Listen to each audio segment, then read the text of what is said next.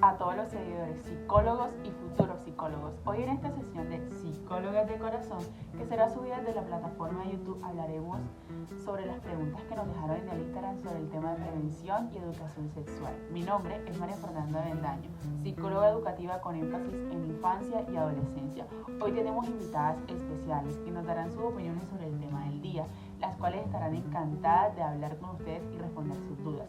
Sin más preámbulos, permíteme que cada una de ellas se presente y comparta sus experiencias y conocimientos sobre el tema.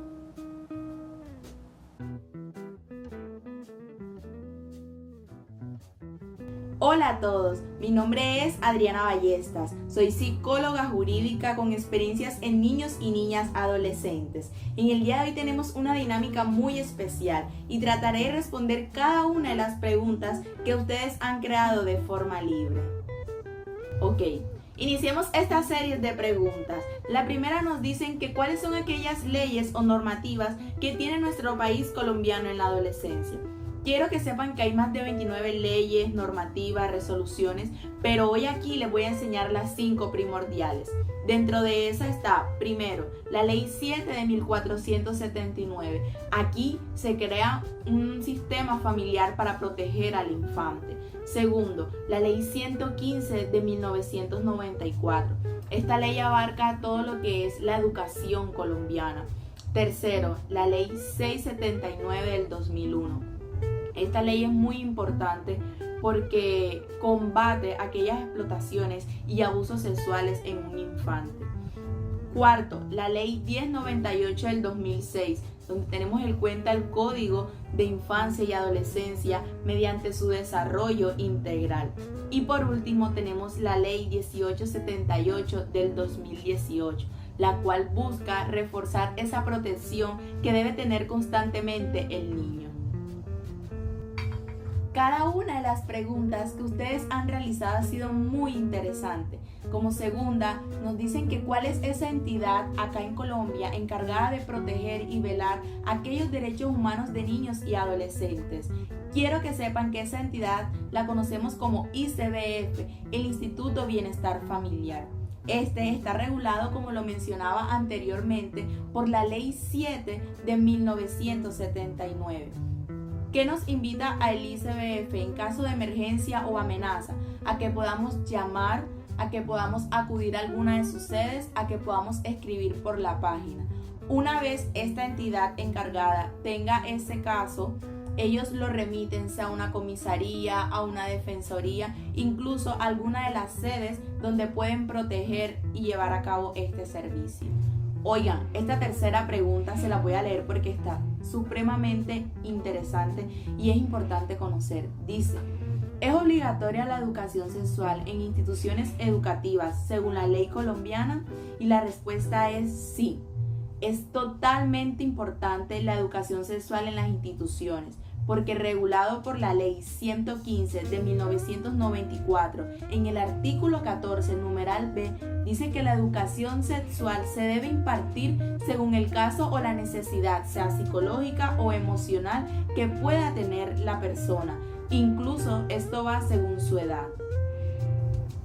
Como cuarto, nos preguntan qué es el abuso sexual en infantes y cuáles son los subtipos.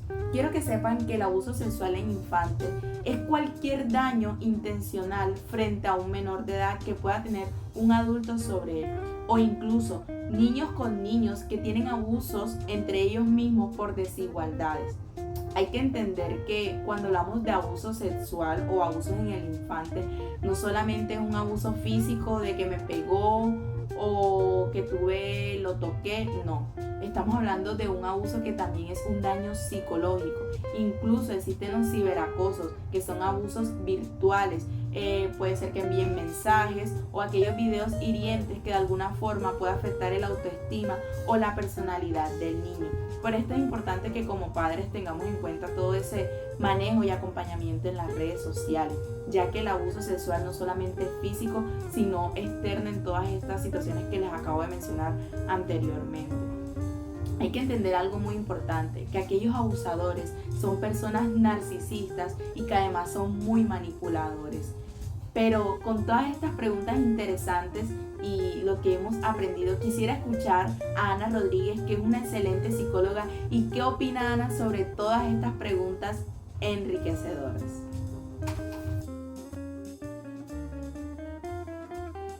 Gracias, Adriana. Me pareció súper interesante lo que dijiste y cómo respondiste y abordaste todas las partes legales de los niños, niñas y adolescentes. Buenas a todos los espectadores, mi nombre es Ana Rodríguez, psicóloga clínica, especializada en desarrollo infantil con experiencias en sujetos en etapas escolares. Bueno, ahora quisiera darle paso a las preguntas que nos dejaron para este podcast y dice, ¿qué es la negligencia infantil? Es una gran pregunta, ya que la negligencia infantil tiene diferentes tipos. Primero, la negligencia infantil es un tipo de maltrato infantil caracterizado por cualquier acto de omisión de las necesidades básicas del menor ejercido por su progenitor o cuidadores principales. Esto también pone en riesgo la salud física, psicológica del niño, puesto que ya hay diferentes tipos de negligencia, entre ellas está la física, la médica, la emocional y la educativa. La negligencia física es cuando no hay satisfacción de necesidades básicas, por ejemplo, el niño no viste bien, no come de manera correcta, no tiene una vivienda sostenible. La negligencia médica, por ejemplo, es cuando los padres no participan en citas médicas, en los seguimientos de los médicos, no llevan al niño al tratamiento médico. La negligencia emocional consiste en desatención a las necesidades emocionales del niño. Es como decir, tienes un niño que quiere un abrazo siendo tú su madre y no se lo das. O no le brindas afecto, eso es ser negligente. Y por último está la negligencia educativa. Es cuando el derecho a la educación por parte de los padres es negado.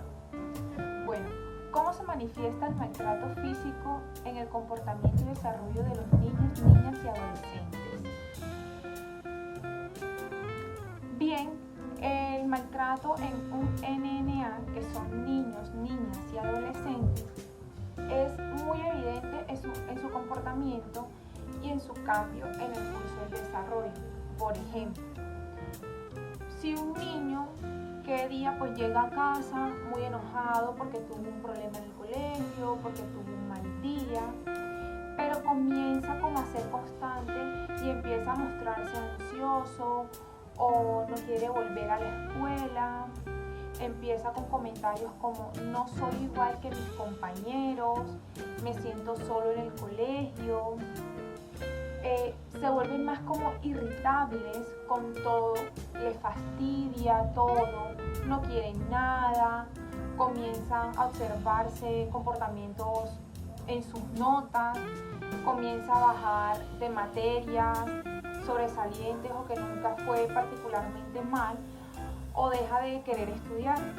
Le comienzan a doler sus bracitos, sus piernas, que son síntomas somáticos, deja de dormir bien, insomnio, desconfía de todos, no quiere seguir teniendo amigos. Si todos estos síntomas se comienzan a presentar, pongan la mano en el fuego a que este niño, niña o adolescente le sucede algo y en este caso puede ser un signo de maltrato. Bueno, la siguiente pregunta nos dice, ¿cómo se diferencia el abuso infantil del castigo físico y cuál es el estatus legal en Colombia? Es una pregunta complicada, pero vamos a resolverla.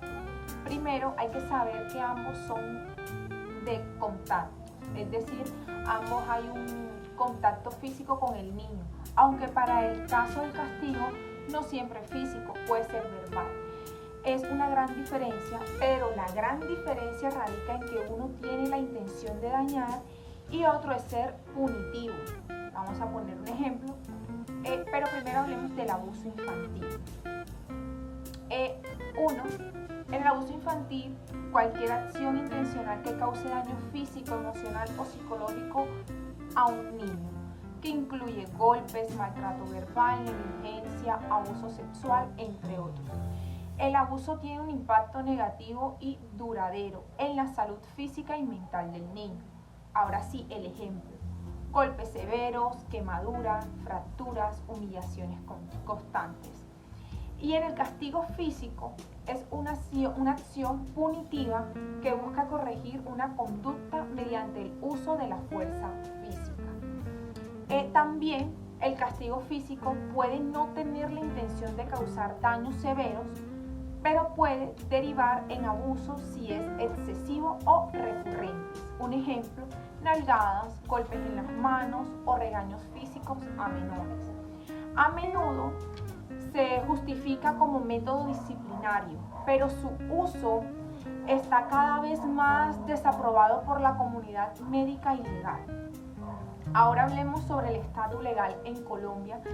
Sobre este punto vamos a hablar en el código, vamos a basarnos en el Código de Infancia y Adolescencia. En la Ley 1098 del 2006 protege los derechos de los niños y prohíbe cualquier tipo de maltrato infantil. En cuanto al castigo físico, la Ley 2089 del 2021 prohíbe explícitamente el castigo físico como método de corrección para los menores de edad. Esta ley promueve la crianza positiva y busca erradicar cualquier forma de violencia física y emocional en la crianza de los niños. En el artículo 18 del Código Penal colombiano también sanciona el abuso físico que cause lesiones graves o ponga en riesgo la vida del niño. El castigo físico en Colombia es prohibido en Colombia, y los padres que recurren a él pueden enfrentarse a sanciones legales si se considera que cruzan la línea hacia el maltrato. La ley promueve formas alternativas de disciplina basadas en el respeto y la educación. Bueno, quiero cerrar con esta pregunta y es: ¿cómo se manifiesta el maltrato psicológico en el comportamiento y desarrollo de los NNA? Esto es un poco similar a la pregunta antes pasada, pero para responder quiero abordarlo desde 3 puntos: lo emocional, cognitivo y comportamental. Vamos a hablar que dentro de los principales síntomas o comportamientos que se pueden evidenciar y reconocer en un niño, niña o adolescente que es víctima de este tipo de violencias, se encuentran los comportamientos del desarrollo emocional y cognitivo, que es importante resaltar que este tipo de maltratos incluyen amenazas, insultos, rechazos, aislamiento social, humillaciones como ignorar al niño. En el desarrollo emocional se habla de la inseguridad y dependencia emocional. Estos niños pueden depender excesivamente de la aprobación de otros y sentirse incapaces de tomar decisiones propias. Problemas para establecer relaciones, que son dificultades para confiar en los demás o para establecer vínculos emocionales saludables, lo que puede llevar a relacionarse disfuncionales en la adolescencia y en la adultez. En el trastorno de la ansiedad y depresión son frecuentes en niños expuestos al maltrato psicológico, afectando su bienestar emocional y mental a largo plazo. En el desarrollo cognitivo, hablemos sobre los problemas de atención. Esto puede mostrar la falta de concentración, hiperactividad o dificultad para enfocarse en tareas académicas y cotidianas. En las dificultades académicas, el maltrato puede interferir con la concentración, la memoria y la capacidad de aprendizaje, lo que puede resultar en bajo rendimiento escolar, retrasos en el desarrollo del lenguaje. Habla sobre la falta de estimulación verbal y el ambiente hostil que pueden llevar a retrasos en la adquisición y el uso del lenguaje. En lo comportamiento, el aislamiento social puede evadir el contacto con otras personas, tanto en el hogar como en la escuela, por miedo o por rechazos puede ser. En la baja autoestima, los niños maltratados pueden o suelen tener una percepción negativa de sí mismos, con pensamientos de inutilidad o inferioridad. En los problemas de conducta pueden desarrollar comportamientos antisociales, como mentir, robar o actuar de forma violenta.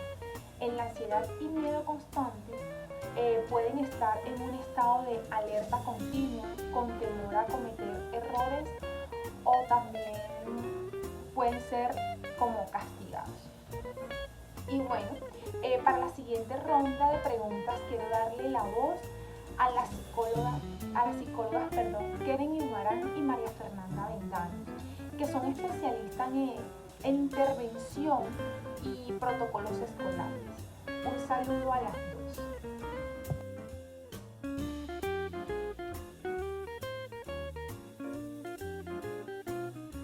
Muy buenas a todos nuestros espectadores. Mi nombre es Keren Guimarán, psicóloga especializada en el desarrollo, y el día de hoy estaré siendo parte de la siguiente caja de preguntas.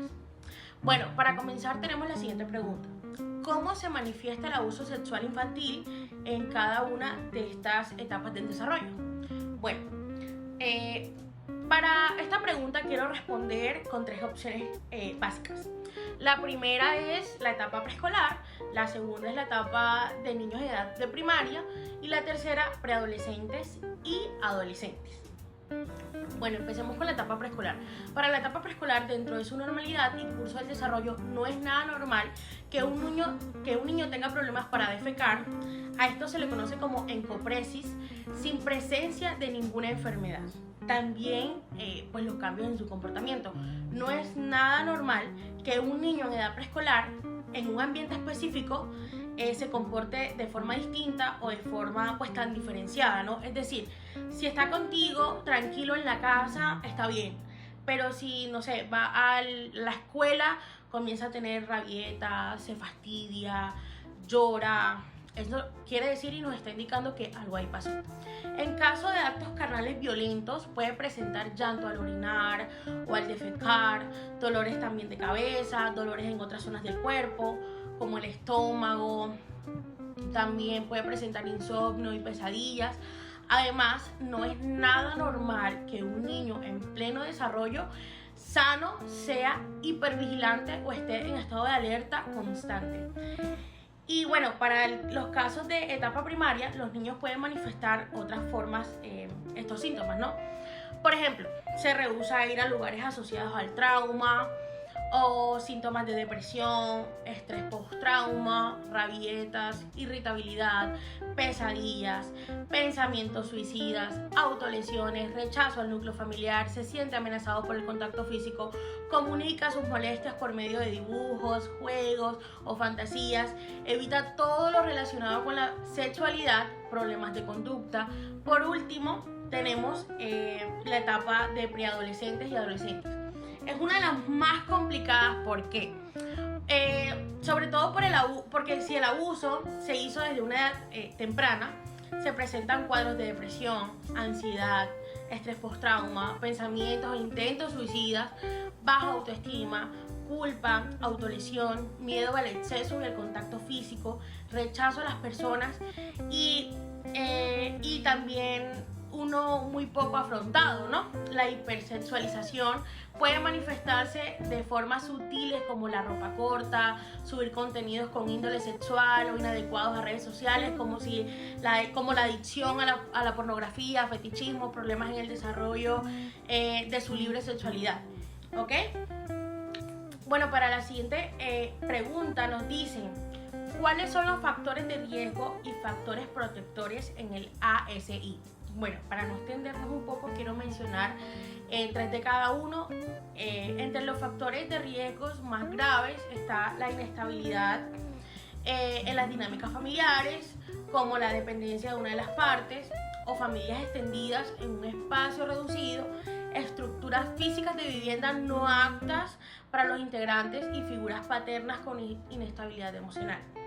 Y dentro de los factores protectores está la educación sexual desde las etapas pues, más tempranas, para que puedan establecer límites e identificar actos no consensuados. También están los núcleos familiares establecidos y espacios adecuados para dormir. Okay. Bien, otra pregunta nos dicen por aquí, ¿cuáles son los desafíos para identificar el abuso sexual infantil en la población con trastorno del espectro autista? Bueno, los desafíos para identificar el abuso sexual infantil en población con TEA son principalmente la forma de la comunicación verbal y no verbal, la cual puede ser muy mal interpretada, ya sea como patología de la enfermedad o la sensibilidad sensitiva, al no tener la misma comprensión que un niño sin un trastorno del desarrollo. Su comportamiento sería distinto y pues en ese orden de ideas, cómo puede manifestarse de manera diferente las señales del abuso en esta población, ¿cierto? Para eso hay que partir desde los signos, luego de los síntomas. Por ejemplo, la presencia de enuresis, colitis, gastritis, insomnio, bajo rendimiento, hipervigilancia, autoagresiones, manifestación de dolor y síntomas. Desde ahora los síntomas pueden estar más en la presencia del cuadro de depresión, ansiedad y desorientación. Bueno, muchísimas gracias por todas las preguntas. Espero que las respuestas sean de su agrado. Quiero permitirle el paso a mi colega María Fernanda Avendaño.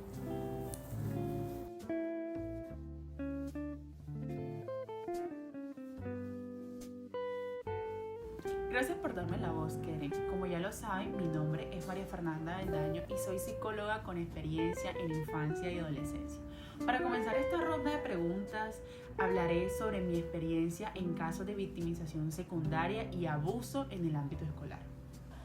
Abro el libro de preguntas con qué estrategias pedagógicas pueden implementarse para enseñar sobre los límites personales y la prevención del abuso con niños con TEA. Bueno, para el caso de niños con trastorno del espectro autista, tenemos que tener en cuenta su comunicación y que la forma que tenemos para enseñarles los temas delicados sobre la educación sexual y sobre la prevención del abuso debe manejarse desde un enfoque estructurado, utilizando herramientas y estrategias visuales que sirven para reforzar su forma de procesar la información. Por lo tanto, se recomiendan las siguientes estrategias. Primero, narrando se aprende más. Utilizar narraciones con ilustraciones permite explicar de forma sencilla y concreta cómo actuar ante posibles situaciones de abuso, donde por medio de las imágenes se mostrarán comportamientos aceptados y algunos que no son aceptados. Al mismo tiempo se narrará una historia en las cuales se les explicará una ruta de instrucciones de cómo manejar la situación ante una situación similar, donde se sientan incómodos o sientan miedo, donde el primer paso sería determinar con los niños una palabra o una frase clave para pedir ayuda a una persona adulta, ya sea su maestra, sus padres, sus cuidadores. Asimismo, también está la segunda estrategia, el tren de las acciones. Se les presentará un tren con diversas situaciones, algunas demostraciones de conductas aceptadas y no aceptadas, donde se les explicará qué comportamientos son aceptados entre un niño con otro y un adulto con el niño, y los cuales no son aceptados, donde ellos establecerán cuáles son las conductas que son aceptadas y las que no. Esto permitirá que los niños reconozcan en cada una de las imágenes, basándose de pronto en estaciones, como bueno, en esta estación vamos a hablar de los comportamientos aceptados y en esta otra estación vamos a hablar de los comportamientos no aceptados. Entonces, por medio de las estaciones, ellos van a aprender a identificar qué de pronto situaciones o comportamientos se aceptan y no se aceptan entre ellos con otro niño o está con un adulto.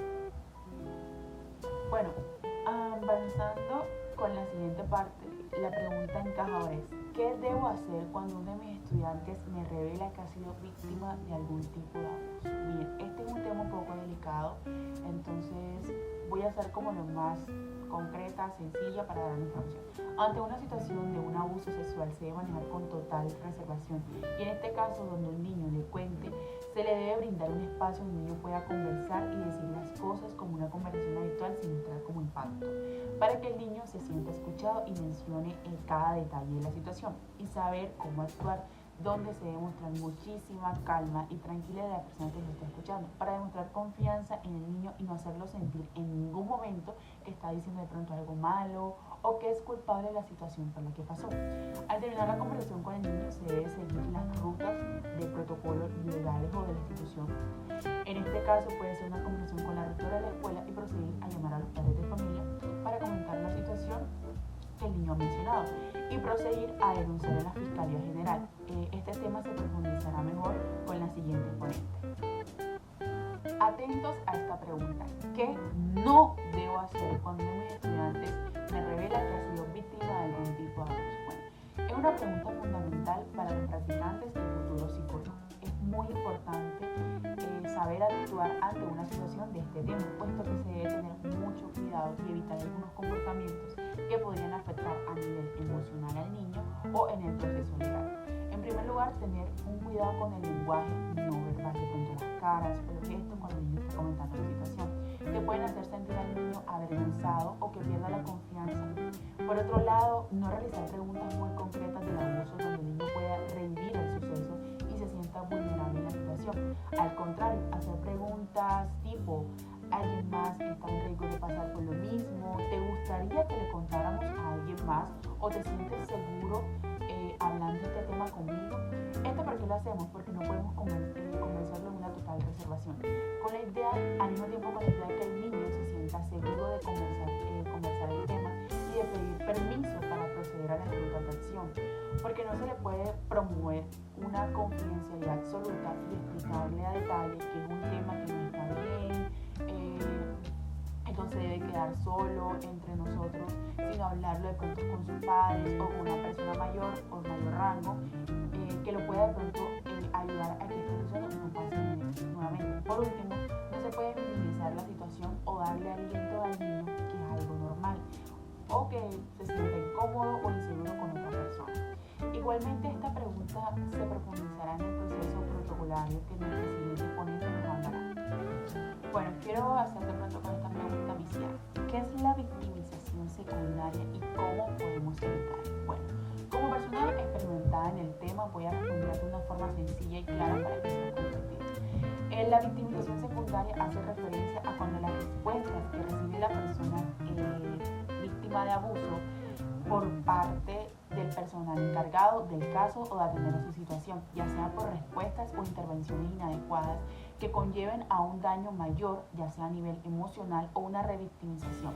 Cabe mencionar que para evitar estas situaciones de victimización secundaria se debe tener en cuenta como una prioridad principal en los centros de ayuda a los lugares de atención que el personal esté capacitado para la atención y el servicio de las víctimas de abuso, puesto que estas mismas deben garantizar un entorno seguro y de escucha para que las víctimas se sientan en total confianza de conversar lo sucedido, al mismo tiempo hablar de cómo este proceso les afecta a nivel emocional en diversos aspectos de su vida, ya sea en su entorno personal o a nivel social. Por lo tanto, el personal de atención debe contar con una cualidad de confidencialidad a la víctima, puesto que maneja una información detallada de un suceso traumático de una persona.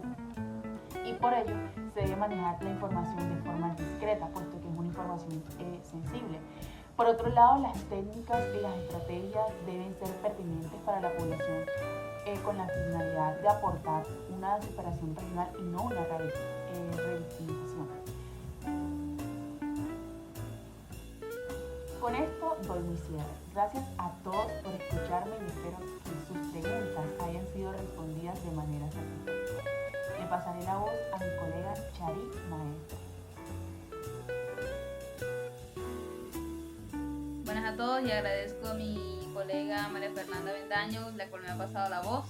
Mi nombre es Chari Maestra y soy psicóloga educativa, la cual tiene experiencia en entidades públicas y privadas de educación, y hoy les quiero responder la pregunta en la siguiente caja de preguntas. Espero que mi respuesta sea entendible, que le pueda ser satisfactoria y que podamos conversar estas preguntas de forma adecuada. La primera nos habla sobre qué hacer o cómo informar estos casos de abuso sexual. De esta forma vamos a abrir la caja. En el caso de que nosotros estemos presentes frente a un abuso sexual y nosotros tengamos que realizar un informe, la ruta común sería estipulado dentro del manual de convivencia y dentro del régimen de la institución. Sin embargo, nosotros tenemos que tener en cuenta que la mejor forma de llevar un informe de este índole sería informándoles de los derechos, deberes dentro de lo que es el docente y el rector.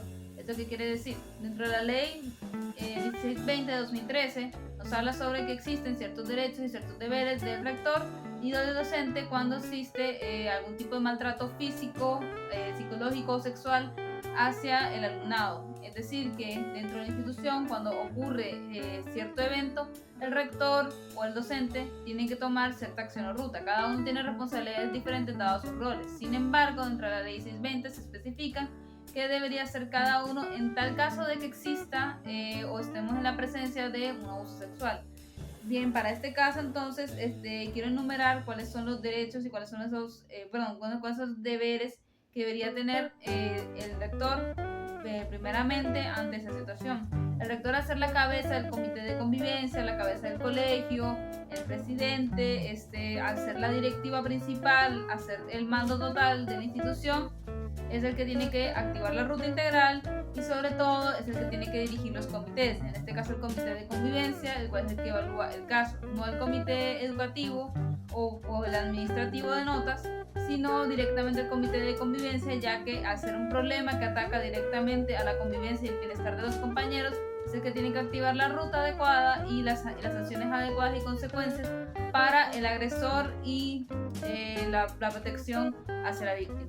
En tal caso de que se reporte directamente al director, el director tendrá que tomar la ruta adecuada si presuntamente es un abuso o es directamente un abuso. Si es presunto y no existen las pruebas suficientes, se le tiene que decir al cuerpo docente que tiene que realizarle un seguimiento a la persona y al agresor, si en tal caso se ha identificado un agresor. De todas formas, si no se identifica un agresor, se tiene que seguir directamente a la víctima, ya que si es presunto, significa que tuvo que haber algunos signos o síntomas o problemas dentro del aula que hayan dado a saber el problema.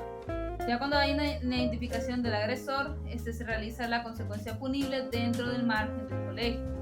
Si es algo que escala más allá, se tiene que realizar una intervención externa. Esa intervención externa ya va dentro del Código de Infancia y Adolescencia y ya tendría que ser pactado también desde lo punible en lo que se refiere a una sanción para el menor de edad, ya que si estamos hablando de un colegio, estamos hablando de menores de edad o en el límite de menor de edad, es decir, que no habrá un mayor de edad o posiblemente haya no habrá un mayor de edad el cual sobrepase esas instancias del colegio. Ahora, tenemos que tener en cuenta de que también del rol docente, la responsabilidad del docente. Las responsabilidades del docente van a ser diferentes a las del rector. Sin embargo, la responsabilidad del docente implica identificar, reportar y realizar el seguimiento adecuado sobre el caso. El docente como tal no activa la ruta, es decir, el primero lo que hace es el informe. Este informe tiene que tener los datos, el suceso, si existe un agresor, presunto agresor, si existen signos o síntomas que se hayan presentado, el evento, cuándo pasó, por qué pasó y por qué se encuentra eso. En tal caso de que sea una escala mucho más grave, por ejemplo, encontrar un estudiante el cual tenga signos claros de abuso, por ejemplo, hematomas, o por ejemplo empiece a tener síntomas somáticos o de dolores que no sean explicables, o en casos más graves, problemas para sentarse, infecciones en las zonas genitales o infecciones en el área rectal, o que no pueda defecar o orinar adecuadamente, entonces ya tendría que hacer una remisión a enfermería y la enfermería decidirá qué se podría hacer o qué se podría realizar con los papás, ya que es presunto. No existe una evidencia o no existe la claridad de una enfermedad. Cuando ya se confirma directamente si es un abuso sexual el cual desidentifica un actor, suceso, evento, entonces ya tendría que trascender a la directiva y la directiva tiene que activar la ruta integral, la ruta de atención integral en tal caso. Dentro del cuerpo docente, que se especifica sus responsabilidades en la ley 620-2013, artículo 11 y artículo 12, habla sobre cómo dentro de la normatividad establecida dentro del manual de convivencia se debe hacer el reporte de convivencia para poder llevar a cabo el caso. Sin embargo, tenemos que tener en cuenta algo.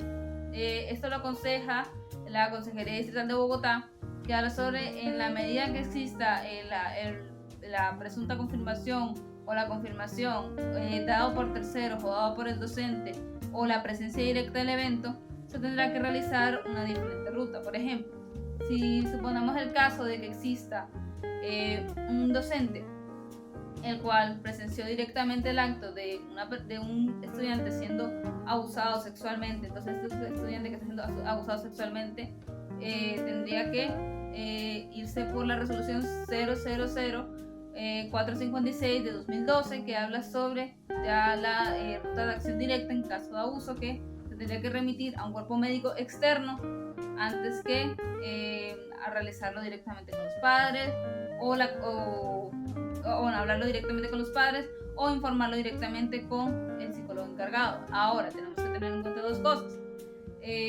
Para el caso de que no exista directamente la visión del evento, sino la presunta, dado que hay signos o pruebas, tendría que recolectar antes información del caso. ¿Cuándo pasó? ¿Cómo pasó? Esto pasó, y obviamente con la mayor delicadeza posible, como nos hablaba mi colega María Fernanda Avendaño, que la persona no se siente incómoda, que no busca revictimizarlo, es decir, no vamos a cuestionarlo o tampoco vamos a llevarlo a unas reacciones más profundas. La idea es que en la medida la persona o el niño, en este caso el estudiante, pueda decir el suceso y para no generar mayor estrés, redactarlo de una vez y que quede el informe grabado. Aunque estas no son responsabilidades totales del docente, ya sean responsabilidades de policía de infancia y adolescencia, o en tal caso el psicólogo educativo para poder evaluar su estado en el momento per se, no en tratamiento, no en intervención. Es un consejo para que el momento de revisar al estudiante dentro del momento de abuso per se, no se tenga que revictimizar o tengamos que pasar a una víctima secundaria o en tal caso, mucho peor, una víctima tercera, la cual no es atendida por el Estado. Por último, quiero hacer énfasis en el estilo del reporte que, como lo venía diciendo, en caso de que no exista o nada más sea un presunto abuso sexual, en tal caso el informe debería ser un informe de seguimiento. Existen diferentes tipos de informes: el informe de seguimiento, el informe de atención y ya lo que sobrepasa el informe, que viene siendo la atención inmediata, como es el caso de que existe un abuso sexual inmediato. El abuso sexual inmediato ya se remite de una vez a la enfermería pasa a un ente de salud externo, ese ente de salud externo lo evalúa y a partir de ahí el rector, activando la ruta de acción integral, llama a los padres y los padres pues se involucran más tarde en el proceso junto a el Instituto de Bienestar Colombiano, y dentro del proceso ya estarían involucrándose sobre la solución y la parte punible del caso del abuso sexual. En tal caso de que no exista o que sea presunto, sería un informe de seguimiento de que habla sobre que sí existió cierto signo, sí existió cierto factor de riesgo. Sin embargo, este factor de riesgo tiene que estar pendiente, más no realizar una acción inmediata ni activar la ruta de acción integral estipulada en la ley 1620 de 2013. En este caso, entonces, ya tendríamos todo el cuadro completo sobre los informes. El informe tendría que estar directamente dirigido al comité de convivencia, y si el comité de convivencia lo considera pertinente en las responsabilidades que concretan desde el rector deberá tomar las acciones necesarias para seguir el seguimiento, para hacer una intervención o para desistir del caso. Vamos con la siguiente pregunta. La siguiente pregunta nos habla sobre cuáles son los contenidos o cuáles las áreas o los temas que son mínimamente obligatorios en los programas de educación sexual en Colombia y cómo deben implementarse estos programas de educación sexual según el Ministerio Nacional y la Ley 1620 de 2013. Bueno, como ya le he hablado, la Ley 1620 de 2013 habla, o más bien es la Ley de protección al acoso o al maltrato a infantes o a infantes y adolescentes. Bueno, en tal caso de que exista o en tal caso de que se dé un presunto maltrato, abuso o cualquier contingencia física, sexual o psicológica, se va a activar dentro de la institución educativa ciertas rutas, como ya lo he venido hablando. Sin embargo, esta ley también habla sobre cómo o sobre que hay ciertos contenidos que se deberían impartir para evitar ciertas, o más bien, para evitar o prevenir un mal desarrollo de la sexualidad. Ahora, ¿qué nos puede hablar sobre esto? Primero que todo, tenemos que arrancar desde el principio, desde la Ley 115 de 1994, que es la Ley General de la Educación. La Ley General de la Educación regula los entes públicos, es decir, que es obligatorio para todo ente público seguir esta ley y regirse bajo ella, tanto sus contenidos como la creación de los currículums o las responsabilidades, la creación de manual de convivencia, etcétera, etcétera. A su vez de cómo la Secretaría de Educación se rige o tiene también funciones sobre la educación. Ahora, ¿cómo podemos ver este contenido reflejado?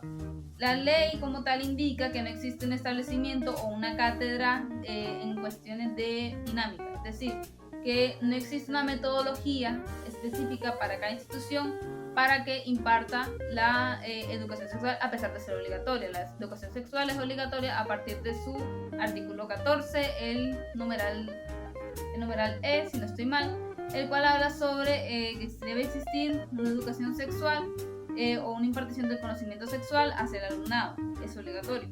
Ahora, dentro del contenido como tal no lo maneja directamente la ley, sino un organismo subyacente a la ley. Este organismo se llama el Programa de Educación en Sexualidad y Construcción de la Ciudadanía, el cual vamos a denominar desde ahora el PSCC. PSCC habla sobre ciertos contenidos que se deberían impartir obligatoriamente, dado que también están regulados bajo la ley, y que estos contenidos van a partir primero de áreas y segundo de temáticas.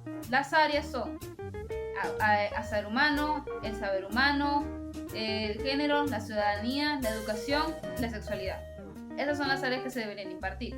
Dentro de la sexualidad, ahora sí, van a hablar sobre estas temáticas, las que son funciones, componentes y contextos. Las funciones básicamente son la relacional, la erótica, la afectiva, etcétera, etcétera. Los componentes son la identidad de género, la identidad sexual, los comportamientos, la orientación, etcétera, etcétera. Y por último te deberían estar los contextos. Los contextos son en qué podemos darnos esas temáticas. Nosotros podemos tener, por ejemplo, una identidad sexual individual. Podemos tener una relación con nuestra familia. Podemos ser pareja de alguien más. Podemos tratarnos de diferentes maneras entre una sociedad. Es decir, va desde lo micro hacia lo macro los contextos. Esos son los contenidos que propone la PSCC, que nos hablan básicamente sobre la educación sexual. Ahora, dentro de la Ley 1620 de 2013, aporta que los proyectos y las competencias responsables para la impartición de la educación sexual debería basarse también en otras competencias, las cuales habla sobre el desarrollo de toma de decisiones responsables, para el placer responsable, la orientación del bienestar, el rechazo consciente, reflexivo y crítico hacia una persona, la reproducción humana, la reproducción sexual, etcétera, etcétera. Por otro lado, también podemos encontrar que el desarrollo humano, reproductivo y sexual y los métodos anticonceptivos están también establecidos dentro de la ley. Sin embargo, se encuentran unos parágrafos más abajo dentro de las especificaciones de la impartición de la educación sexual. Por último, el Ministerio de Educación aporta que el diseño y la política pública de la educación sexual integral en el sistema escolar no debería encargarse como tal dentro de la parte metodológica, sino desde la parte curricular. Es decir, que la Ley 1620 y la Ley 115 de 1994 se van a encargar siempre de dar los contenidos, más no las metodologías, las estrategias y las demás actividades para impartir la educación sexual. Va más allá de lo que es la ley. La ley puede brindar los contenidos de los cuales se tienen que impartir, más no la forma en la que se deberían dar. Por último, para dar un cierre a esta caja de preguntas, quiero hablar sobre esta pregunta última, que es ¿cómo se garantiza el enfoque de los derechos en los programas de educación sexual y en las instituciones educativas? En cuanto a la garantía del enfoque de los derechos, la garantía debería darse desde la ley que hace sobre el restablecimiento de los derechos, que se regula también bajo el ICBF, es decir, el Instituto de Bienestar Familiar. Sin embargo, también tenemos una garantía sobre esos derechos o sobre el énfasis en los derechos, y es desde la ley 115 de 1994, que le hacemos mucho énfasis porque es la ley general de la educación, y también le hacemos énfasis desde la ley ya mencionada anteriormente, que es la 1620. ¿Qué sucede con estas dos?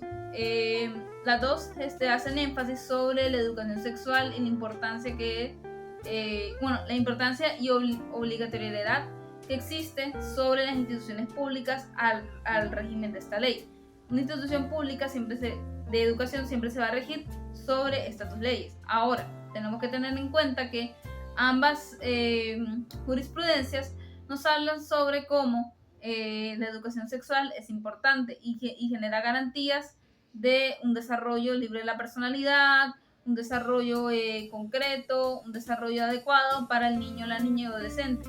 Para este caso, voy a hacer énfasis sobre lo que dice cada ley, que es que la educación es un proceso y que estos conocimientos y habilidades van a ser importantes para la vida. Ahora, bajo la propuesta de la PSC y ambas normativas, nos habla que también desde el Ministerio de Educación debe haber una garantía sobre la impartición de esos conocimientos, sobre el énfasis de los derechos, ya que estaría vulnerando los parágrafos y específicos que nos habla la ley sobre la impartición de la educación sexual.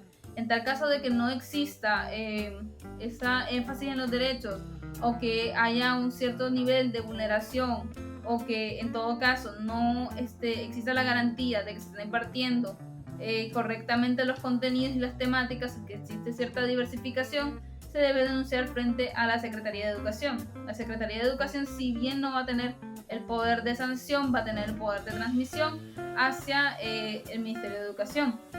En todo caso, siendo como organismo, la Secretaría de Educación no va a ser punible en primer grado la denuncia que se puede realizar sobre la falta de énfasis de los derechos, más si va a ser la valía sobre la ley que debe realizar el Ministerio de Educación bajo la observación de cómo y cuándo se vulneró ambas normativas anteriormente mencionadas. Bueno, muchísimas gracias por estar escuchando, espero que mis respuestas hayan sido satisfactorias. En este momento le voy a dar la voz a mi compañera y colega Isabela Linero, y espero que puedan disfrutar la respuesta de sus preguntas, así como yo respondí acá con ustedes.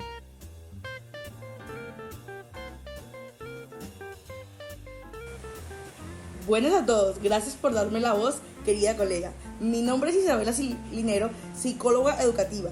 Tengo experiencia en aulas escolares y trabajo curricular.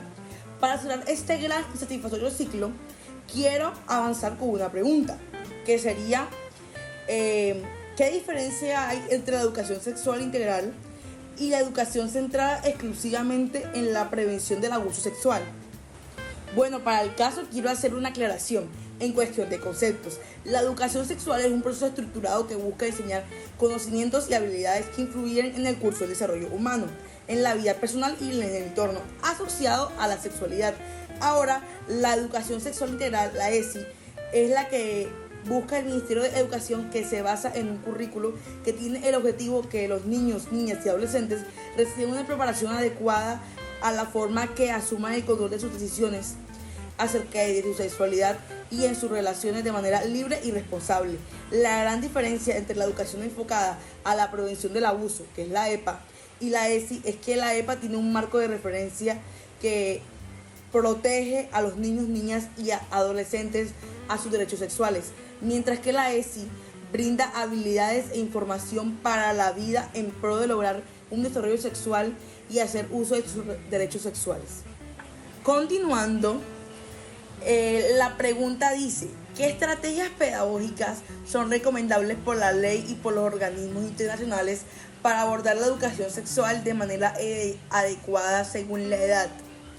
Para esta pregunta hay muchas respuestas desde diferentes fuentes, pero daré las más puntuales. Por un lado, en Colombia, la implementación sexual de un currículum para la educación sexual, la cual dentro de la estructura y normatividad está regulada por la Ley 115 de 1994 en los artículos 78, 77 y 79. Además, la implementación de programas reglamentados por el Ministerio de Salud. Desde el Ministerio de Educación está el programa de educación para la sexualidad, que propone estrategias como el fortalecimiento de la identidad, análisis de roles de género y construcción de ambientes pluralistas.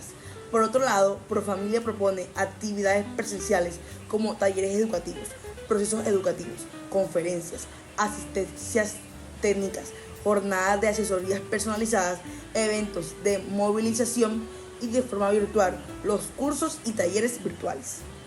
Por otro lado, desde un enfoque internacional se han brindado estrategias pedagógicas más específicas. El Gobierno de México en 2021 propone algunas como identificación con el género y estereotipo, explicar derechos sexuales y entrevistar casos puntuales.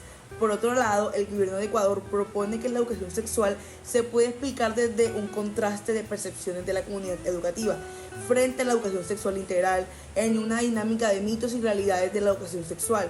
Es decir, hay una creencia popular mientras que hay una contraposición popular. Para cerrar esta gran tanda de preguntas, quiero terminar con esta que me parece interesante y memorable.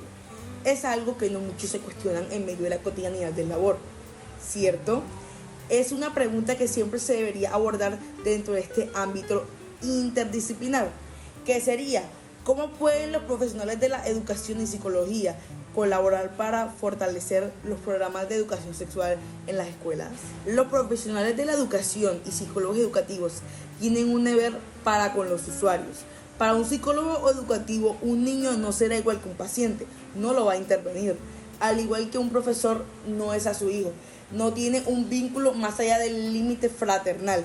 Entonces, en ese sentido, la manera de hacer en temas tan delicados y complejos de abordar como es la educación sexual, ahora debemos tener en cuenta qué fortaleceremos, y me incluyo, qué fortaleceremos en estos programas.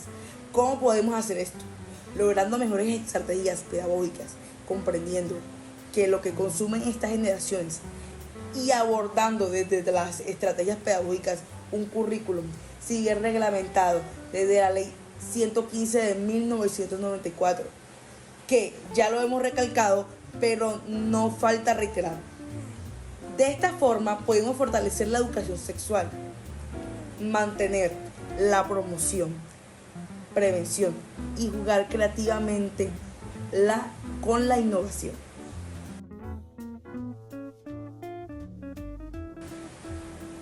Muchísimas gracias a todos por estar aquí, presentes en vivo en este podcast. Esperamos que haya sido igual de satisfactorio para ustedes como lo fue para nosotros. Un abrazo y no se les olvide seguirnos en nuestras redes sociales. ¡Chao!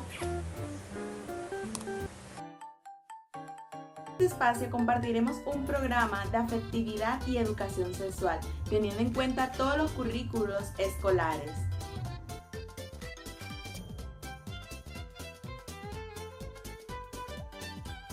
El primer nivel que aprenderemos va a ser preescolar. Aquí podemos conectarnos con esos niños de 3 a 5 años, enseñándoles temas como el límite propio y hacia los demás, que el niño pueda estar en la capacidad de decir quiero un abrazo o sencillamente no quiero un abrazo, no quiero que me toque. Otro tema importante para enseñarle a los chiquitos en esta edad es las partes de su cuerpo y la identidad sexual, que el niño sepa cuándo tiene un pene, cuándo es una vulva. Otro tema importante es la diversidad corporal. Aquí le podemos enseñar al niño de que todos somos diferentes. Algunos tienen el cabello engajado, otros lo tienen lisos, algunos son morenitos, otros son blanquitos. Ahora pasemos al siguiente nivel educativo.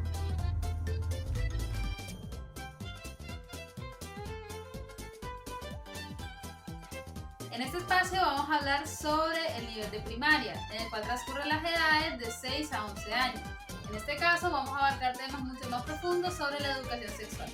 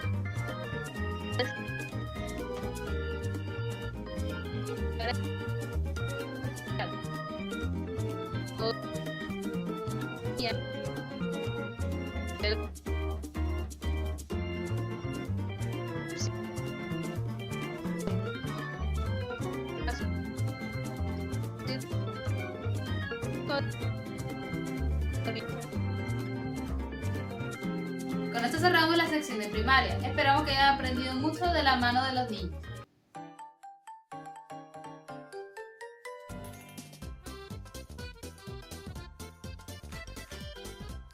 Les damos la bienvenida a este espacio en el cual vamos a hablar del currículum de educación sexual. En este caso,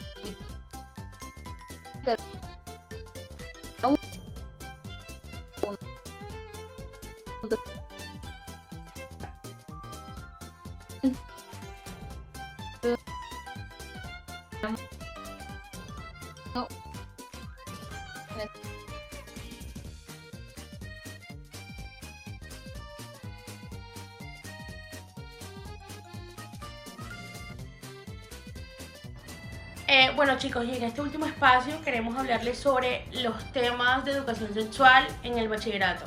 Los temas que abordaremos serán: 1. La libre sexualidad, con el objetivo de explicar y analizar la sexualidad como multidimensional, que tiene componentes biológicos, éticos y culturales. 2. La salud sexual, con el propósito de que puedan participar en comportamientos sexuales que brinden placer y que sean relacionados bajo la responsabilidad. 3. Los estereotipos sexuales, como la finalidad de reconocer cuáles normas y sesgos existen sobre el ejercicio sexual. 4. Anticonceptivo, para llegar a una evolución de beneficios personales y posibles efectos secundarios sobre la protección en el ámbito sexual. Y en último, prevención de embarazos no deseados, con el objeto de asegurar el embarazo saludable, y prevención de concepciones no deseadas.